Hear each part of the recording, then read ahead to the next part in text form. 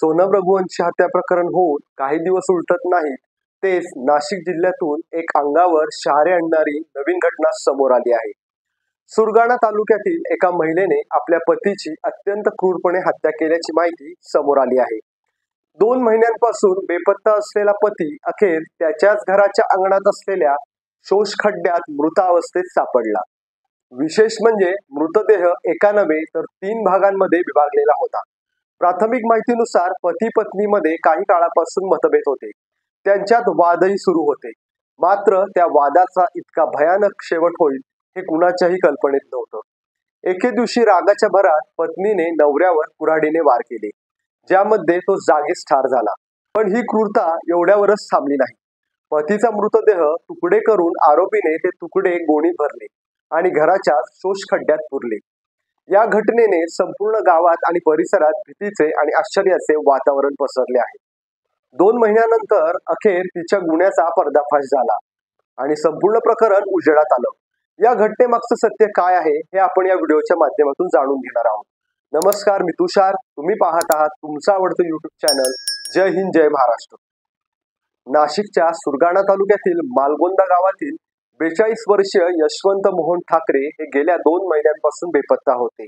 त्यांच्या वडिलांनी सुरगाणा पोलीस ठाण्यात याबाबत तक्रार दाखल केली होती. पोलिसांनी यशवंतचा शोध घेण्यासाठी नातेवाईक, शेजारी आणि आसपासच्या गावांमध्ये विचारपूस केली. मात्र त्यांचा कुठेही थांगपत्ता लागला नाही. यशवंतची पत्नी प्रभा ठाकरे ही 38 वर्षीय महिला हिने पोलिसांना सांगितलं की 14 एप्रिल 2025 रोजी यशवंत मजुरीसाठी गुजरातमधील बिलमोरा येथे गेला होता. इतकंच नव्हे तर काही दिवसांनी ती स्वतःही तेथेच कामासाठी गेल्याचं तिनं सांगितलं. यशवंतच्या आईवडिलांना सुरुवातीला वाटलं की तो कुठेतरी रोजगारासाठी गेला असावा आणि लवकरच तो घरी परत येईल, म्हणून त्यांनी काही काळ वाट पाहिली. मात्र पावसाळा सुरू होऊनही यशवंत घरी परतलाच नाही. त्यामुळे त्यांच्या मनात शंकेचं बीज रुजलं. यशवंतचा काही ठाव ठिकाणा लागत नसल्यामुळे त्याचे वडील अधिकच चिंतेत होते. शिवाय एवढा काळ उलटून गेला तरी प्रभा एकदम शांत राहिल्यामुळे तिच्या वागणुकीवरती संशय वाटू लागला. नवरा बेपत्ता असतानाही तिने त्याचा शोध घेण्याचा कोणताही प्रयत्न केला नाही. उलट ती मजुरीसाठी बाहेर जातच होती.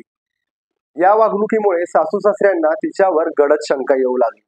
एके दिवशी मोहन ठाकरे यांच्या नजरेस अंगणाच्या ओसरीवर एका ठिकाणी विशेष वाटलं. त्यांना मातीचा नवा सडा आणि खोदल्याचं चिन्ह दिसत होतं. हे पाहून त्यांनी लगेचच पोलिसांकडे प्रभा यांच्या विरुद्ध तक्रार केली. पोलीस तातडीने तिला चौकशीसाठी पोलीस ठाण्यात घेऊन गेले आणि संशयास्पद जागेवर खोदकाम करण्यात आलं. पण काहीच सापडलं नाही. पुरावा नसल्यामुळे प्रभा अधिकच आत्मविश्वासाने गावात वावरत होती. काही दिवसांनी यशवंतच्या लहान भावाची पत्नी मेथी प्रभाच्या घरी आली होती. तिला यशवंतची चप्पल दिसली. तिने सहज विचारलं की दीर परत घरी आले आहेत का. त्यावर प्रभा गप्प राहिली आणि चप्पल पटकन तिने आपल्या मांडीखाली लपवली आणि विषय बदलत गप्पा मारायला सुरुवात केली, ज्यामुळे मेथीच्या मनातही संशय निर्माण झाला. प्रभाच्या संशयास्पद वागणुकीमुळे मेथीच्या मनात संभ्रम अधिकच गडद झाला. तिने तातडीने ही बाब आपल्या नवऱ्याला सांगितली. त्याच संध्याकाळी मेथीच्या नवऱ्याने म्हणजे उत्तमने घराच्या मागील भागात असलेल्या शौचालयाच्या खड्ड्याजवळ जाऊन पाहणी केली. तिथून एक असह्य दुर्गंध येत होता. जणू काही कुजलेल्या शरीराचा तो वास असावा. त्याने थोडीशी माती बाजूला केली असता त्याला मानवी अवशेष दिसून आले. हा धक्कादायक प्रकार लगेचच त्याने पोलिसांच्या निदर्शनास आणून दिला. पोलिसांनी तात्काळ घटनास्थळी येऊन खड्ड्याच्या ठिकाणी उत्खनन सुरू केलं आणि त्यात 3 वेगवेगळ्या भागांमध्ये विखुरलेला मृतदेह सापडला. जवळपास 2 महिन्यांचा कालावधी उलटल्यामुळे मृतदेह अत्यंत कुजलेल्या अवस्थेत होता आणि त्यातून केवळ हाडांचा सांगाडा उरला होता. प्रभाने आपल्या पती यशवंतचा अत्यंत निर्घृण खून केला होता. त्याच्या शरीराचे 3 भाग केले होते. मान, धड व हातपाय वेगवेगळे करून ते गोण्यांमध्ये भरले आणि शौच खड्ड्यात फेकले.